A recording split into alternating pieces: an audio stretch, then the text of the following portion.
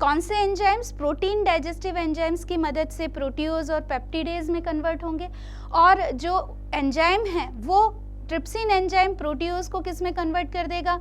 Peptide में convert कर देगा, और फाइनली वो अमीनो एसिड में कन्वर्ट हो जाएंगे।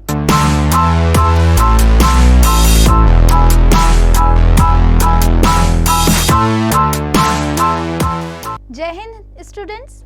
पिछली कक्षा में हमने देखा था कि स्टमक तक फूड कैसे डाइजेस्ट होता है।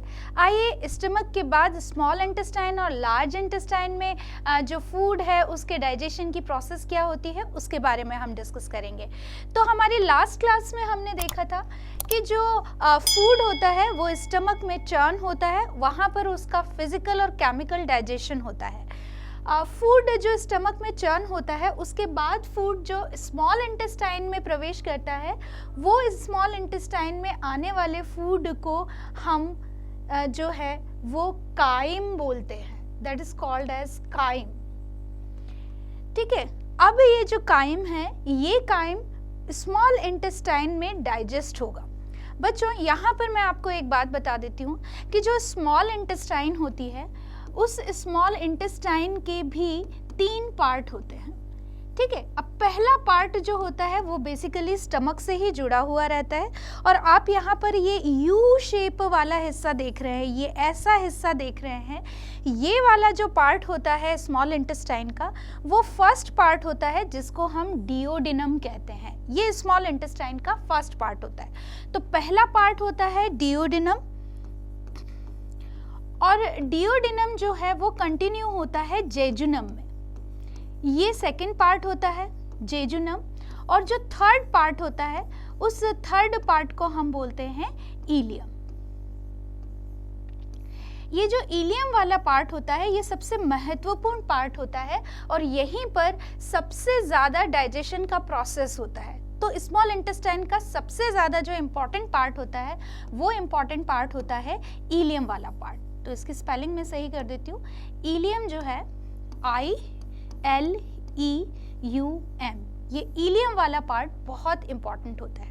अच्छा, डाइजेशन में हमें डाइजेस्टिव ग्लैंड्स भी यहाँ पर याद रखनी है।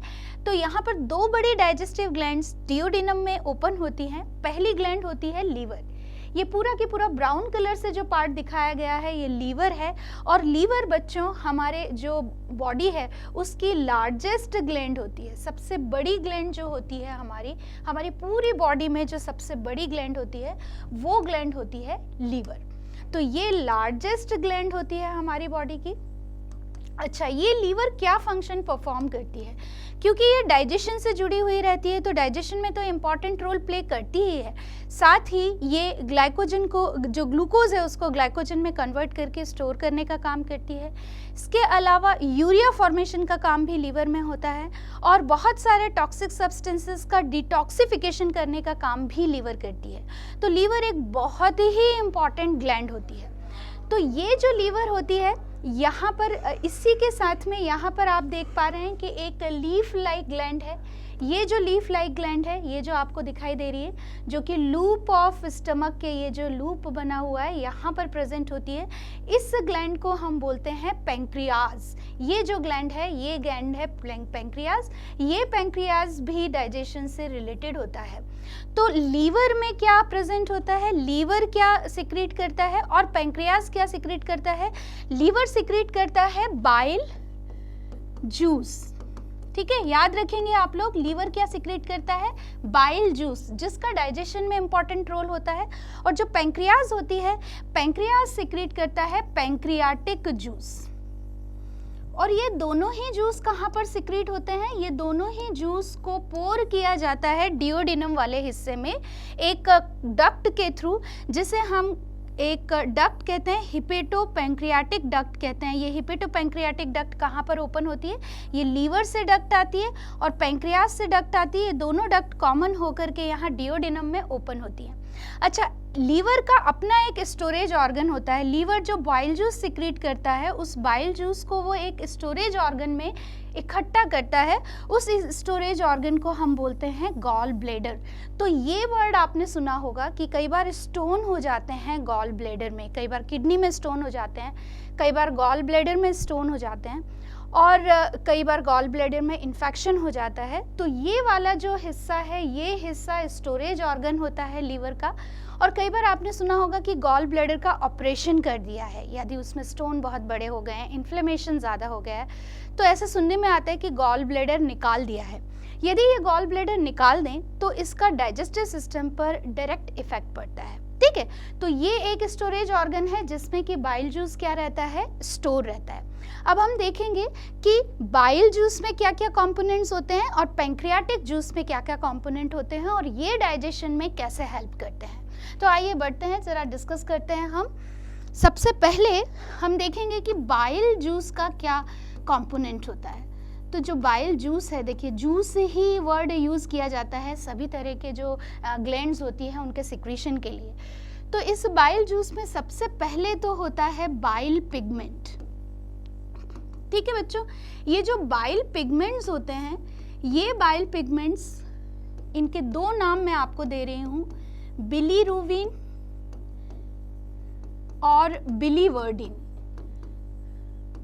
बिलीवर्डिन, ये दोनों ही पिगमेंट प्रेजेंट होते हैं किसमें, बाइल जूस में। और ये बाइल जूस में कहाँ से आते हैं, ये आते हैं आरबीसीज के डिग्रेडेशन से। जब आरबीसीज होती हैं तो उनका लाइफ स्पॉन 120 डेज का होता है, उसमें से कुछ आरबीसीज जाकर के लीवर में डिजेनरेट होती हैं। और जब वो लीवर में डिजेनरेट होती हैं तो उससे सर्टेन टाइप के पिगमेंट्स रिलीज होते हैं, वो पिगमेंट्स होते हैं बिलीरुबिन और बिलीवर्डिन। अब आपने ये छोटी सी चीज़ देखी होगी कि बच्चा जब छोटा होता है तो वो सिर्फ और सिर्फ मिल्क लेता है, ठीक है। खाने में उसका फूड क्या होता है, मिल्क, ठीक है। लेकिन यदि उसका हम एक्सक्रीटा देखें तो उसके एक्सक्रीटा का कलर क्या होता है, उसके एक्सक्रीटा का कलर होता है येलो कलर। अब जब वो वाइट मिल्क पी रहा है लेकिन एक्सक्रीटा का कलर क्या है, येलो, तो हमारे डाइजेस्टिव सिस्टम में जो एक्सक्रीटरी मटेरियल होता है उसका जो कैरेक्टरिस्टिक येलो कलर होता है वो किसकी वजह से होता है, वो होता है बिलीरुबिन और बिलीवर्डिन पिगमेंट्स की वजह से, ठीक है। ये पिगमेंट कहाँ से आते हैं, आरबीसीज के डिजेनरेशन से। तो एक तो ये पिगमेंट प्रेजेंट होते हैं किसमें, बाइल जूस में। इसके अलावा दूसरा इसमें प्रेजेंट होते हैं सॉल्ट। बेसिकली ये होते हैं बाइकार्बोनेट। तो आयंस प्रेजेंट होते हैं इसके अंदर, बाइकार्बोनेट आयंस।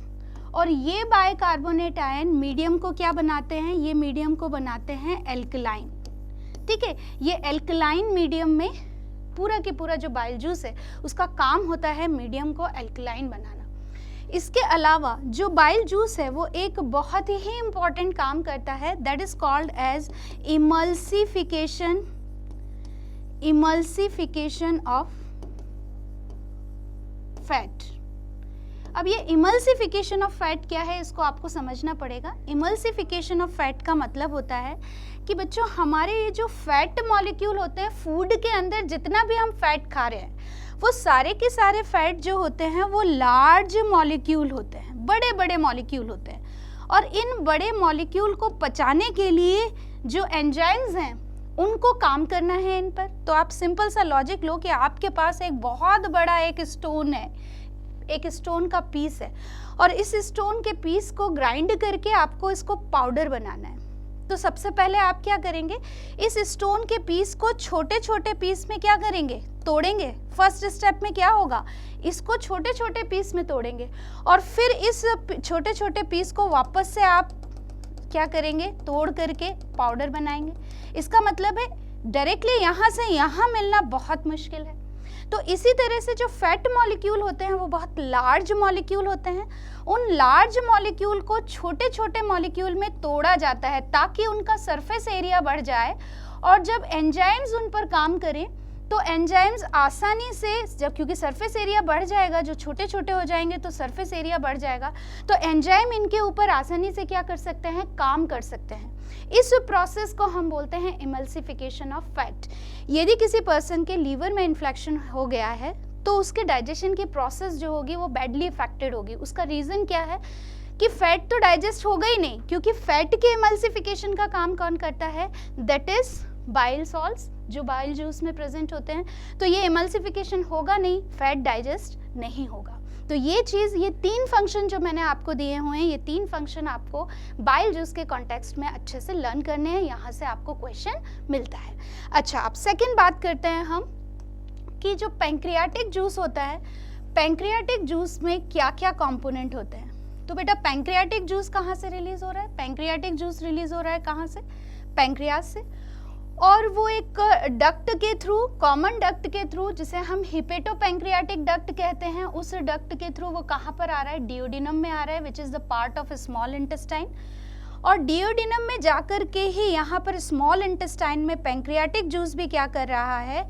ये डाइजेशन की प्रोसेस में इंपॉर्टेंट रोल प्ले कर रहा है। ठीक है, तो पैंक्रियाटिक जूस में नेचुरली क्या प्रेजेंट होंगे? यहाँ पर प्रेजेंट होंगे कुछ एंजाइम्स। तो चलिए हम यहाँ पर कंपोनेंट लिख लेते हैं किसके?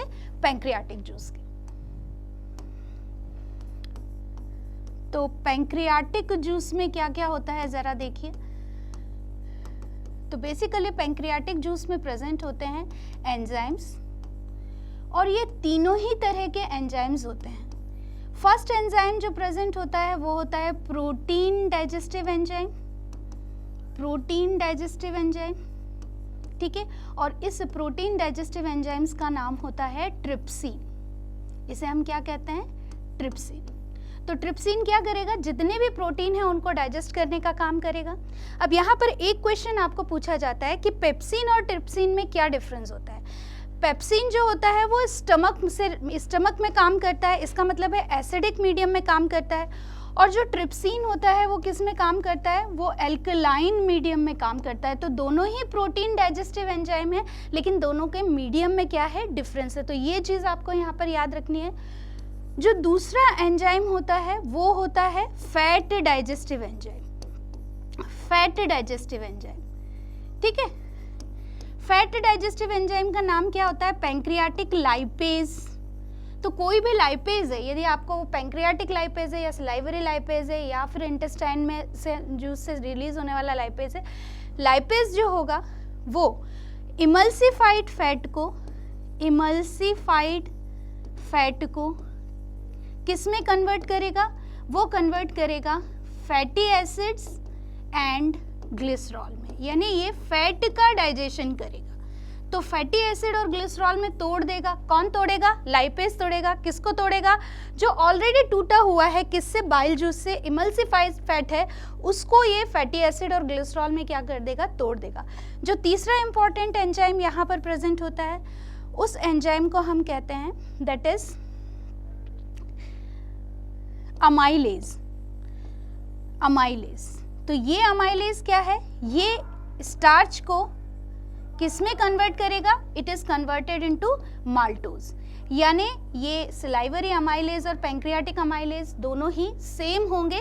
क्या काम करेंगे? स्टार्च को माल्टोज में कन्वर्ट करेंगे, लेकिन सलाइवरी अमाइलेज सलाइवा में प्रेजेंट होगा और पैंक्रियाटिक अमाइलेज कहाँ प्रेजेंट होगा? पैंक्रियाटिक जूस में। तो आप देख रहे हैं कि स्मॉल इंटेस्टाइन में जो है डाइजेशन क्या हो रहा है? फाइनल डाइजेशन हो रहा है। जो कॉम्प्लेक्स फूड मटेरियल हैं उसको सिंपल फूड मटेरियल में क्या किया जा रहा है? कन्वर्ट किया जा रहा है।